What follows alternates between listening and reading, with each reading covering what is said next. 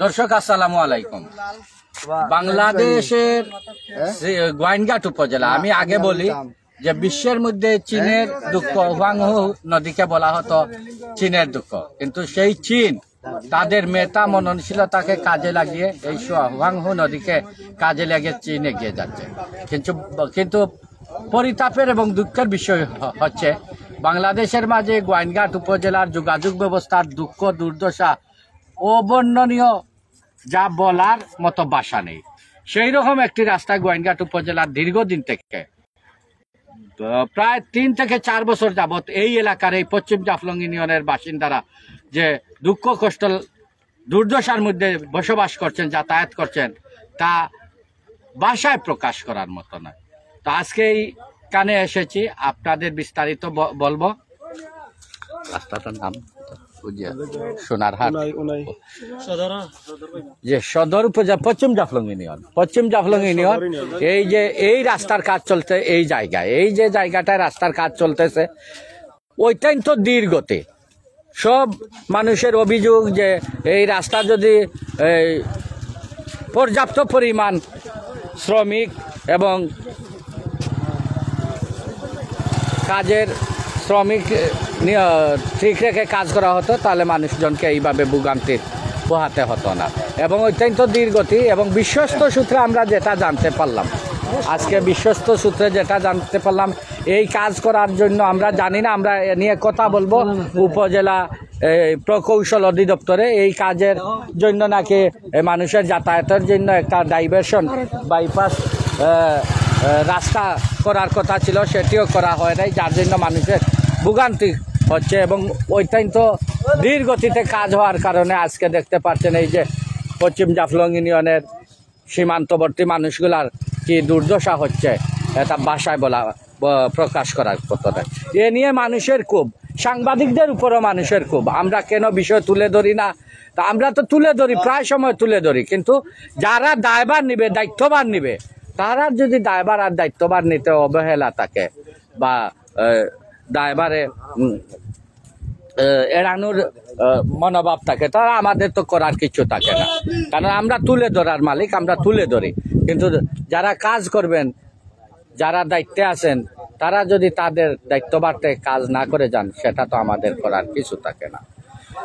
আসলে এই বিষয়টা আপনাদের আমি বর্তমানে সামাজিক যোগাযোগ মাধ্যম আমার নিজস্ব ফেসবুকে লাইভ দিচ্ছি, যে বিশেষ এই এলাকার গণ্যমান্য ব্যক্তিবর্গ থেকে সচেতন মহল, তরুণ সমাজ শুধু সাংবাদিকদের নিয়ে বলছে সাংবাদিকরা, গোয়াইনঘাটের সাংবাদিকরা কোনো কাজের না।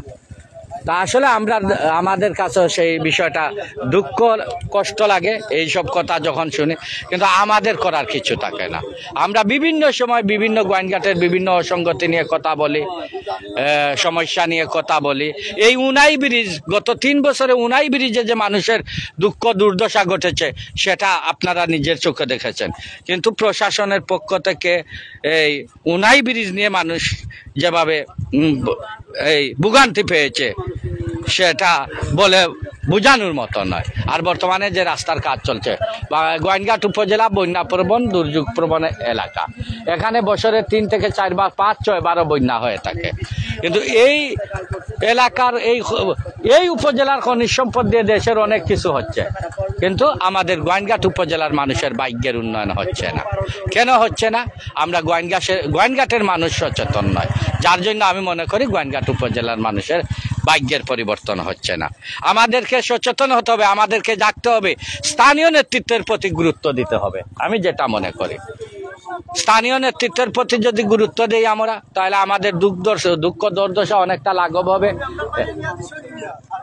এবং আমি উপজেলা প্রশাসন এবং উপজেলা প্রকৌশল অধিদপ্তরের সুদৃষ্টি কামনা করছি, এই এলাকার মানুষের দুঃখ দুর্দশা লাঘবে আপনারা আপনাদের সর্বাত্মক চেষ্টা অব্যাহত রাখবেন, সেই প্রত্যাশা রাখছি।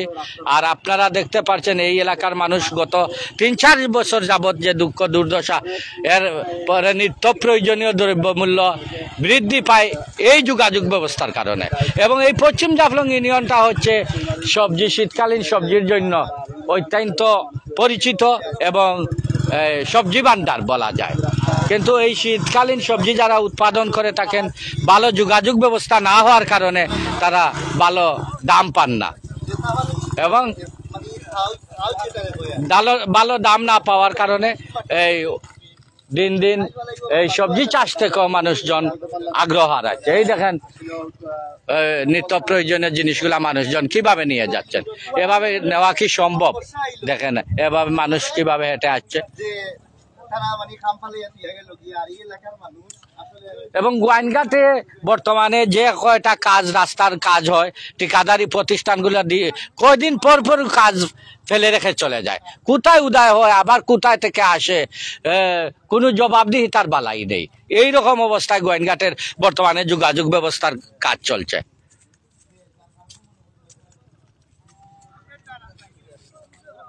তো আশা করি উপজেলা প্রশাসন আর উপজেলা প্রকৌশল অধিদপ্তর এই বিষয়টা খুব গুরুত্ব সহকারে দেখবেন, মানুষের এই ভোগান্তি কিভাবে স্বল্প সময়ের ভিতরে নিরসন করা যায়।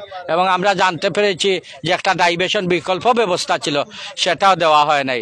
তো এই বিষয়ে আমরা কথা বলবো, যদি তাকিয়া থাকে এরকম ডাইভার্সনের বিকল্প ব্যবস্থা, তাহলে সেই ব্যবস্থা কেন করা হলো না, মানুষকে কেন এই ভোগান্তিতে ফেলা হলো।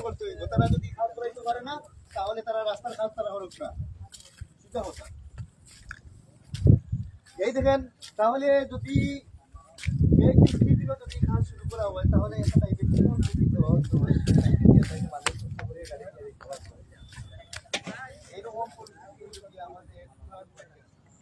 এই যে খালি পায়ে হেঁটে যাওয়া অনেক কষ্টের, যে মানুষ একা একা চলে যাবে, এইভাবে যাওয়াটা খুব দুরূহ ব্যাপার। এই দেখেন আপনারা, এই যে মানুষজন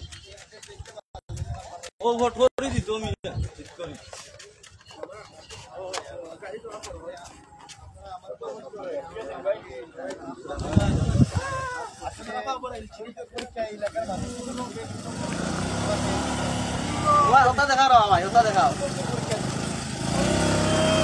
মানজো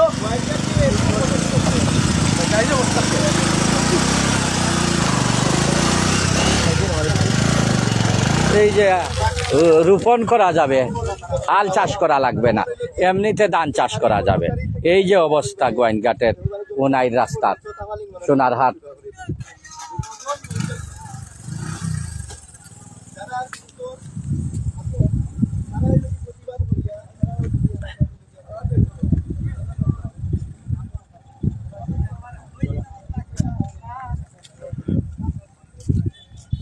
দেখো কা মানুষের কি অবস্থা।